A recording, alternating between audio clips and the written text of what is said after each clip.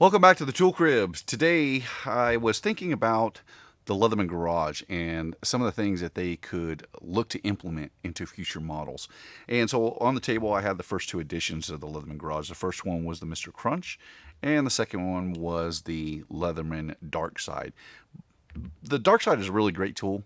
It's a really awesome charge model, as a matter of fact. I just don't think it should have come out of the garage. It's more aesthetics than anything else. But the one thing that they did do on here was they added in that adjustable pivot, which I find myself liking quite a little bit. If I'm being honest, that's a really big improvement to be able to adjust the tension of your tool exactly where you want it. So I think that is an idea going forward that they should implement into other multi-tools. The rest of it, for me, while there are some nice things on it, it doesn't really speak to me as being for the mainstream multi-tools. This is more for the higher end stuff, which is great. It's a great tool. I just think they should be concentrating more on stuff that's going to hit the mainstream and general use users. So, what I was thinking about was more of a lighter weight tool that appealed more to guys who want to EDC something that's capable enough but still very light. And so the two models I have on the table are the Wave Plus and the Curl. Now, specifically, I was looking at the Curl, not necessarily the Wave Plus. And one thought came to mind because I really liked the Curl. Uh, Initially, I didn't know how I was going to like the non-locking interior tools, but when I carried this for a little while, I found that it was really comfortable to carry because of the removing a couple of outer tools, the lighter weight, the integrated pocket clip. I don't mind that they went back to the older pliers. This actually was a really nice tool. I just think it's just slightly overpriced. But I was looking at this and I was thinking, this is really a good frame size for someone who wants to carry something a bit lighter. And that's one of the things that you hear most about the Curl is that it appeals to people over the Wave because of the fact that it is a little lighter to carry. And so I was looking at the outer tools, and it just the file seems, while I like the diamond file, it just seems so out of place on this tool to me. And the one thought that came back to me, or that I kept thinking about, was why is it that Leatherman has not taken the surge scissors, which are just a little bit too long to add into a Wave or Curl or charge frame? They're very close. Why hasn't Leatherman taken these scissors, and we'll set them up against here so you can kind of see. Just let me close that up. We'll try to aim those right over, and you can see it's just slightly too long to sit in that frame, but it's just barely. You know, I never understood why Leatherman didn't take the Surge scissors because it's the best scissors in the Leatherman lineup, except for maybe the Micra. The Micra has really excellent scissors, and a couple of the other scissor base that they've had over the years are really good.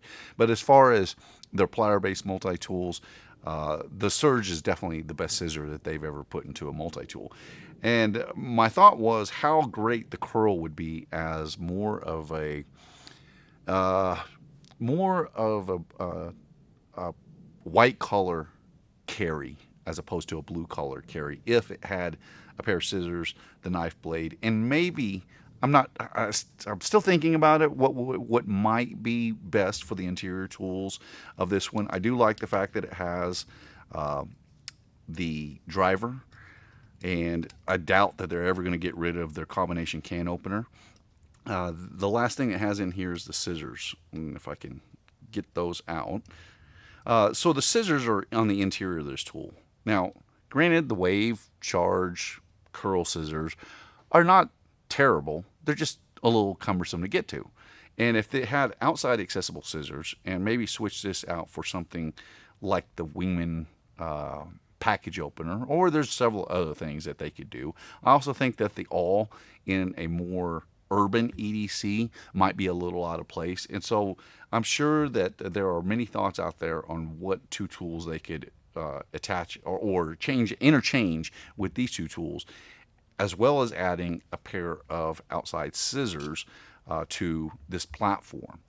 And I think that you would find, or Leatherman would find, that there would be a bunch of people buying these things up because there's quite a few people that would want to switch the scissors out for either the saw or the file on the Leatherman Wave and Charge series, whichever one you could go without, because obviously this one would open up in the opposite orientation. So it would have to, for the way it's designed for the liner locks, it would have to go on either the saw or the file.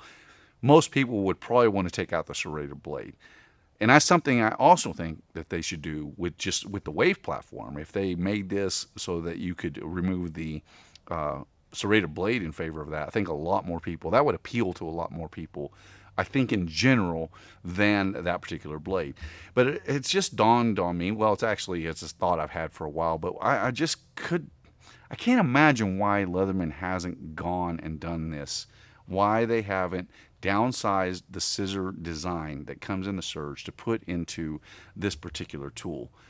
It would fit a number of tools in their lineup, the Curl, the Wave, and all the Charge series of tools, where people could have that ability. And that's one of the great things about the Surge, too, is the fact that it has the outside scissors.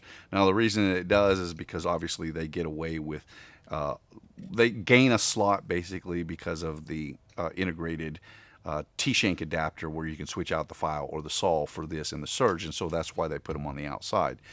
I just think that it would appeal to a lot more people if they put the scissors in the Curl, and I think that is something that they should look at, or for the outside tools. That is something that they should look at. That would be a huge improvement to the lineup in Leatherman, where that's an interchangeable tool that would fit a lot of different models, and I think that would be a very, very big step in the right direction for them. I'm not sure what other tools might be beneficial here. I'm sure you guys have a lot of thoughts on that, and I would love to hear what you guys think. What would be more of a, like a 9 to 5 guys or person, I apologize, women and men, what would be more of a 9 to 5 carry in this little bit lighter platform that is actually a really good tool. The Curl's a really good tool. It's just the file, changing out the file for a set of scissors, in my opinion, would make it a much, much better tool. Those are some thoughts I had. I look forward to hearing what you guys think. My name is Ben. You've been watching the Texas Tool Crib. I appreciate you guys watching, and I will see you in the next one.